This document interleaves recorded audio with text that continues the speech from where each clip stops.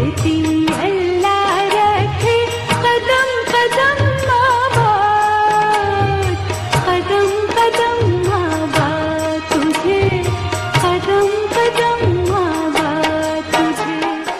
जी दोस्तों, आप देख रहे हैं कलाइडोस्कोप। भारत का मीडिया मैं अब तो खैर बड़े सालों से, बहुत सालों से उसको देख रहा हूँ, इलेक्ट्रॉनिक मीडिया हो या प्रिंट मीडिया हो। और ख़ास तौर पे 2 रोज़ पहले जो वज़ीराबाद में एक वाक़या हुआ, साबिक़ वज़ीर आज़म इमरान ख़ान पे कातलाना हमला हुआ, उसके बाद से तो दिलचस्पी और बढ़ गई कि भारत क्या सोच रहा है। तो मुख्तलिफ़ टॉक शोज़ भी देखे, अखबारात भी पढ़े, बहुत से जनरल, साबिक़ जनरल्स भी आए, सफारतकार भी आए, तो अपनी अपनी वो असेसमेंट दे रहे हैं। और 3-4 नुक्ते हैं जिन पे फोकस है और उसी पे वो एम्फेसिस है। मैं ज़ाती तौर पे, चूँकि PTI ने कल, इमरान ख़ान ने भी अपनी तकरीर की और बहुत से इल्ज़ामात भी उन्होंने लगाए। मैं उन पे तो बात नहीं करता, लेकिन मैं फ़ॉरेन हैंड को रूल आउट नहीं करता, क्योंकि जो डिट्रैक्टर्स हैं पाकिस्तान के, वो तो चाहते हैं कि पाकिस्तान जो है उस वहाँ यहाँ पे जो इंस्टेबिलिटी है वो कंटिन्यू रहे, और उनके बड़े मकासद इससे फुलफ़िल होते हैं। और वो ये भी नहीं चाहते कि इमरान ख़ान को सीन से हटा दिया जाए। एक लिहाज से इमरान ख़ान को ज़ख्मी कर दिया, उससे जो उनका नैरेटिव है वो उसको तक़वियत भी मिलती है। और उनके ख़्याल में इमरान ख़ान का मर जाना या उनको सीन से हटा देना ठीक नहीं होगा। उनको ज़ख्मी करके मज़ीद जो फॉल्ट लाइंस हैं पाकिस्तान की, उनको हम ज़्यादा प्रोमिनेंट कर सकते हैं और ज़्यादा मुश्किलात क्रिएट कर सकते हैं।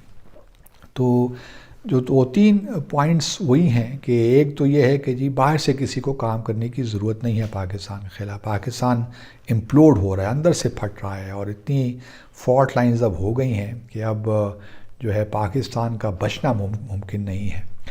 दूसरा जो नैरेटिव कई सालों से वो कोशिश कर रहे हैं वो यही है कि जी असल मसला जो पाकिस्तान में है वो पाकिस्तान की आर्मी है। इस्टेब्लिशमेंट ने इस मुल्क को कहीं का रहने नहीं दिया, और ख़ास तौर पे ISI। असल प्रॉब्लम ISI का है, और जब तक ISI को लगाम नहीं डाली जाएगी, इसको कंट्रोल में नहीं रखा जाएगा, उस वक्त तक मुमकिन ही नहीं है कि पाकिस्तान के मसाइल हल हों। क्योंकि जब सियासतदान इलेक्ट होके भी आते हैं तो असल तो पावर जो है वो इस्टेब्लिशमेंट के पास है, ISI के पास है। तो इस वजह से ये जो जमहूरियत है ये भी सारा एक फ़साद है, इसमें भी कोई हकीकत नहीं है, और असल जो पावर है, ताकत है, वो उनके हाथ में ही है। और फिर एक और नुक्ता जो बार बार सामने आता है भारत की जानिब से, उनके मीडिया की जानिब से, वो यही है कि जी चूँकि पाकिस्तान की एक तारीख़ रही है, यहाँ पे बकौल उनके सेफ़ हेवन्स रही हैं, यहाँ पे बहुत सी ऐसी तंजीमें हैं जो कि वो भी बेलगाम हैं। तो अगर पाकिस्तान में इंस्टेबिलिटी आती है तो मुमकिन है कि, क्योंकि पाकिस्तान एक आम मुल्क नहीं है, पाकिस्तान न्यूक्लियर वेपन्स स्टेट है, तो फिर ये भी ख़तरा है कि ये जो न्यूक्लियर वेपन्स हैं ये कहीं उन दहशतगर्दों के हाथ न लग जाएं, उन प्रोस्क्राइब्ड ऑर्गेनाइजेशंस के हाथ न लग जाएं। और फिर पिछले दिन हमने एक और नैरेटिव भी देखा, एक फ़ेक न्यूज़ किस तरह बिल्ड की गई कि पाकिस्तान यूक्रेन की मदद कर रहा है डर्टी बॉम्ब्स बनाने में।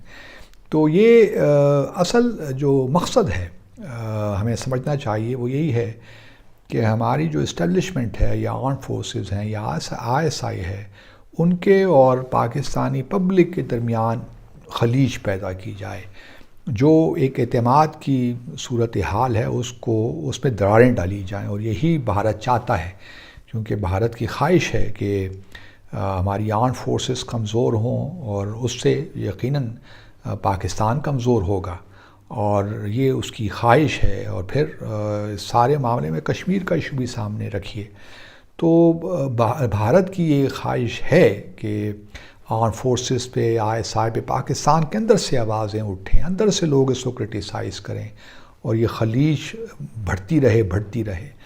तो अब इसमें हमारे लिए ज़रूरी है कि हम जो बात भी करें, मैं ये मानने को तैयार हूँ कि हमारी इस्टेब्लिशमेंट से माज़ी में बहुत सी गलतियाँ हुई हैं, اب بھی شاید ہو رہی ہیں. جس مثال کے طور پر اگر میں کہنا چاہوں تو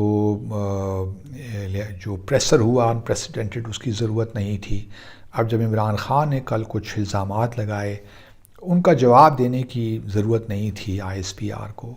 یہ حکومت بھی اس کا کل سے جواب دے رہی ہے. ہم نے کل مریم اورنگزیب صاحبہ کو بھی سنا، احسن اقبال صاحب بھی ٹیلی ویژن پہ آئے، رانا ثناء اللہ صاحب بھی آئے، اور بھی بہت سے لوگ آئے اور انہوں نے بڑے اچھے انداز سے جوابات دیے.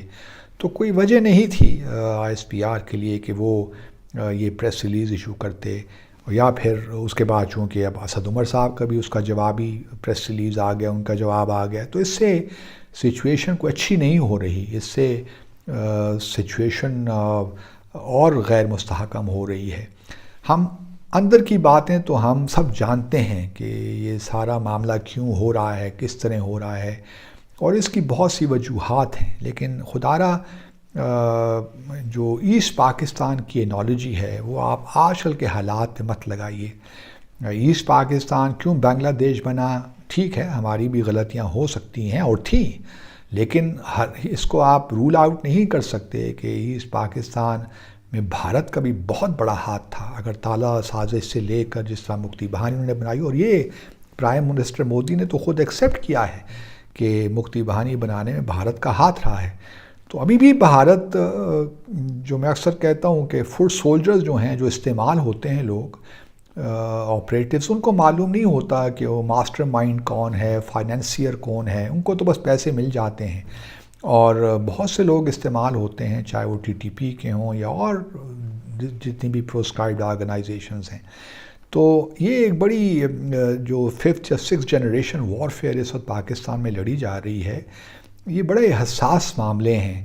تو ہمارے سیاستدانوں کو بھی تھوڑا سا سوچ سمجھ کے بات کرنی چاہیے کہ کس طرح کیا موقع محل ہے اور ہم کس کے نیریٹو کو آگے لے کر جا رہے ہیں. جو انقلاب کی باتیں ہو رہی ہیں یا خون سے یا ووٹ سے، یہ بھی باتیں درست نہیں ہیں. ترقی جو ملک ہمارا کرے گا وہ خونی انقلاب سے بھی نہیں کرے گا، اور اگر ایک دفعہ اگلا الیکشن ہو بھی گیا تب بھی حالات جلدی نہیں سدھرنے والے. یہ ایک ایوولوشنری پروسیس ہے، ایوولوشن ہے، پروسیس چل رہا ہے.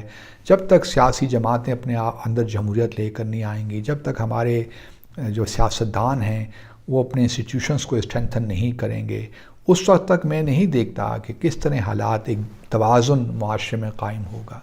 تو اس میں بہت سی چیزیں ہیں جو کہ ہمیں سامنے رکھنی ہیں، اور جذبات کی رو میں نہیں بہنا، کیونکہ بھارت کی البتہ یہی کوشش ہے کہ ہماری آرم فورسز کو، ہماری جو سپریم انٹیلیجنس سروسز ہیں، ان کو پوری دنیا میں بدنام کیا جائے، اور ان کے اور پاکستانی عوام کے درمیان بے اعتمادی کی فضا قائم ہو جائے.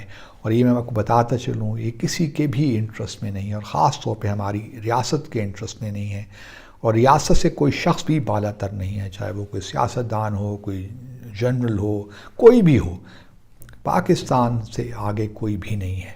اور اگر پاکستان کے معاملے میں جو ہے کوئی ایسا ہمیں اور لوگوں کو یہ سمجھنا چاہیے کہ پاکستان کمز فرسٹ، باقی سب چیزیں لوگ آتے جاتے رہیں گے. ہمیں یہ کام کرنا ہے کہ پاکستان کی بنیادوں کو مضبوط کرنا ہے، اور اپنے دشمنوں کو یہ موقع نہیں دینا کہ وہ ہماری کمزوریوں کو مزید ہمیں کمزور کریں. ہمیں اس کمزوریوں کا اظہار کرنا ہے، ان کو اپنی طاقت میں بدلنا ہے.